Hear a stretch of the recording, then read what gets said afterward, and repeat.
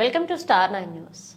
ప్రకాశం జిల్లా పెద్దదోర్నాల మండలం పరిధిలో క్రిస్టియన్ ఫాస్టర్స్ మరియు ఇవాంజిస్టుల వెల్ఫేర్ సొసైటీ ఆధ్వర్యంలో స్థానిక చర్చ్ ఆఫ్ క్రైస్ట్ చర్చ్ ఆవరణంలో రెవరెండ్ డిపి ఏసయ్య, రెవరెండ్ ఫాస్టర్ ప్రభుదాస్ ఆధ్వర్యంలో ముఖ్య ప్రసంగికులుగా రెవరెండ్ తెనాల రవీంద్రబాబును ఆహ్వానించారు. ఈ కార్యక్రమంలో సెమీ క్రిస్మస్ కేక్ను కట్ చేసి సంబరాలు చేసుకున్నారు.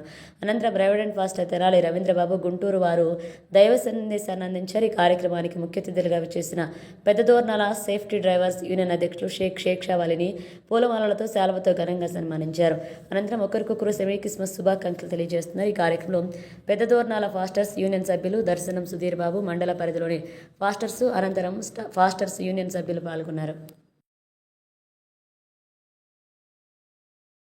క్రిస్మస్ వేడుకలు సంవత్సరం 2024 సంవత్సరంలో శ్రేష్టమైనటువంటి మంచి వర్తమానం దైవ సేవకులు మనకు అందించారు. ఇదంతా ప్రోత్సాహంతో నిద్రపోయే భక్తులకు దేవుడు సువార్త చెప్పడు. నిద్రపోయే బతుకులు అనగా నిద్రపోవటం అంటే మీరు అనొచ్చన్నా, ఏం నిద్రపోకూడదా? నిద్రపోవటం అంటే దేవుడి చిన్నబడి సమయం 8 గంటల నిద్రపోవడం కాదండి.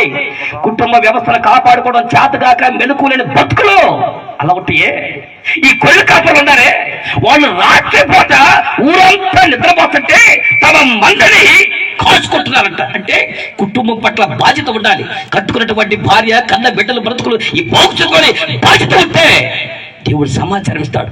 కుటుంబం చిన్న భిన్నం అవుతుందా, కుటుంబం నాశనం అవుతుందా, కనీసం పట్టించుకొని నిద్రపోతులకి దేవుడు సమాచారం ఇస్తాడండి. ఇక మెలకు అంటే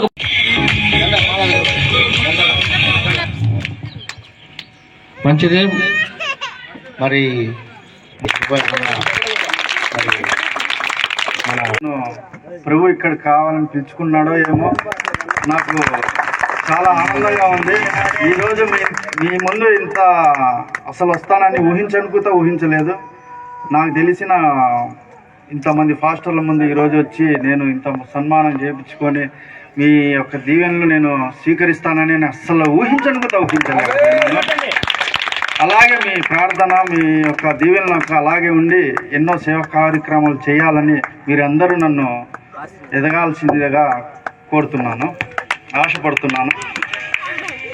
ఎప్పుడైనా నాకు తెలిసిన వాక్యం ఒకటే,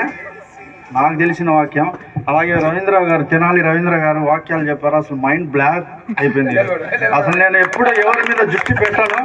అలాంటిది సార్ మాట్లాడుతుంటే అసలు నాకు ఫీజులు ఎగిరిపోయి అట్నే సరే మాట్లాడానని అట్నే నిలబడిపోయాను. ఒక్కొక్క పాయింట్ చెప్తుంటే అసలు ఆ పాయింట్ డైరెక్ట్ నాకు మనసులోకి దూరిపోయింది. అసలు మామూలు పాయింట్లు చెప్పలేదు.